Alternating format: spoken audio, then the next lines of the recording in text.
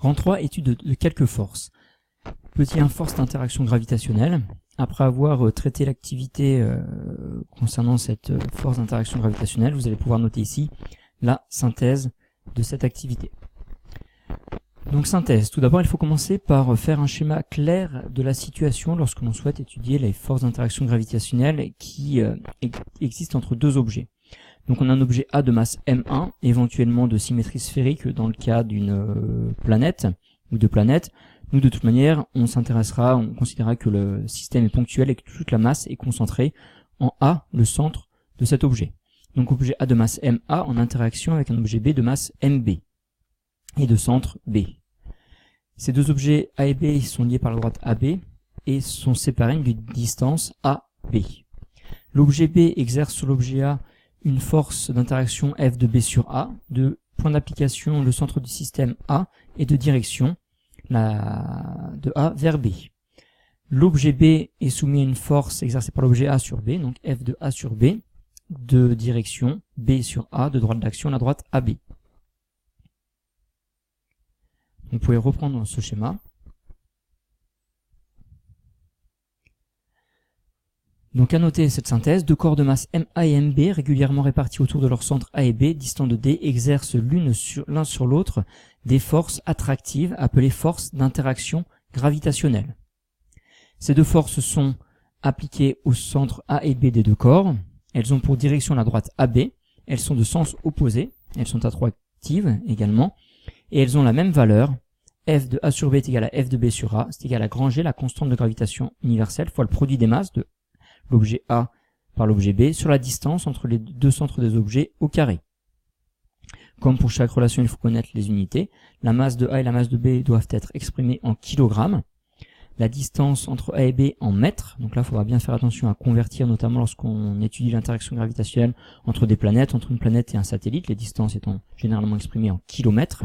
G est la constante de gravitation universelle. Sa valeur vous sera toujours donnée, 6,67 10 puissance moins 11 dans les unités du système international. Et ces forces, comme toutes les forces, sont exprimées en newton. Vous pouvez noter donc ces quelques éléments avant de passer à la suite. Ces forces, comme on l'a vu, sont des vecteurs. On a donc l'expression vectorielle de la force exercée par A sur B. Donc F de A sur B, on a bien ici plus que la valeur, l'intensité ou la norme de la force qu'on a vu précédemment, mais le vecteur F de A sur B, donc c'est égal à G fois M de A fois M de B sur la distance entre les deux centres des systèmes au carré, suivant le vecteur unitaire UAB. Vecteur unitaire UAB qui permet d'orienter l'espace.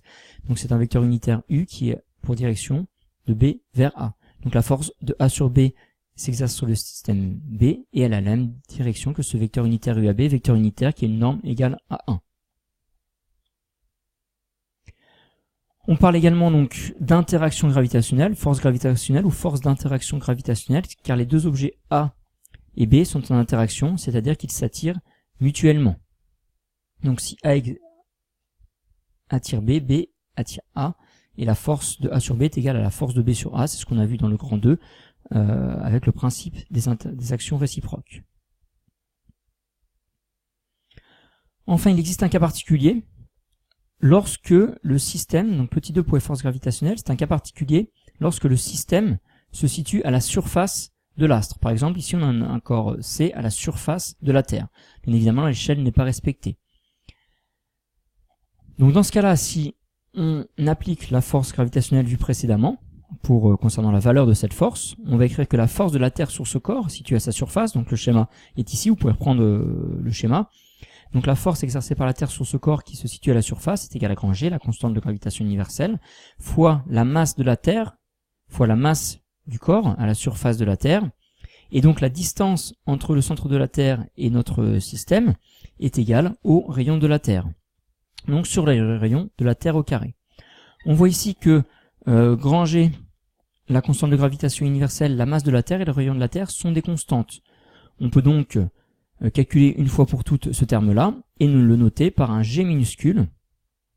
On parlera de la gravitation, G à la surface de la Terre, qui a une valeur égale à 9,8 newton par kilogramme, ou mètre seconde moins 2. Donc on peut simplifier la force d'attraction gravitationnelle quand un objet est à la surface de la Terre par cette constante G, fois la masse du système. Et on reconnaît ici l'expression du poids vue au collège. P égale G fois M ou P égale mg. Donc le poids P égale mg d'un objet situé à la surface de la Terre, d'un astre, Terre, Lune, etc. Le poids P donc égale mg d'un objet situé à la surface d'un astre peut être assimilé à la force gravitationnelle exercée par cet astre sur cet objet. Quand un système sera à la surface d'un astre, on simplifiera la force gravitationnelle comme étant égale au poids de cet objet. Il faudra donc connaître le G à la surface de la Terre ou G à la surface de la Lune, qu'on peut également calculer grâce à ce qui est ici entouré. Voilà pour cette deuxième partie, poids et force gravitationnelle. Enfin, deux autres forces à connaître, la force exercée par un support ou par un fil. Donc lorsqu'un système n'est soumis qu'à son poids et à l'action d'un support ou d'un fil, et qu'il est immobile, on a la force exercée par le support sur le système est égale à l'opposé du poids, donc tout ça en notation vectorielle, ou dans le cas d'un fil, la force exercée par le fil sur le système est égale à l'opposé du poids du système. Donc on est bien dans le cas restrictif d'un système qui n'est soumis dans un premier temps qu'à l'action d'un support ou qu'à l'action d'un fil, et système également immobile.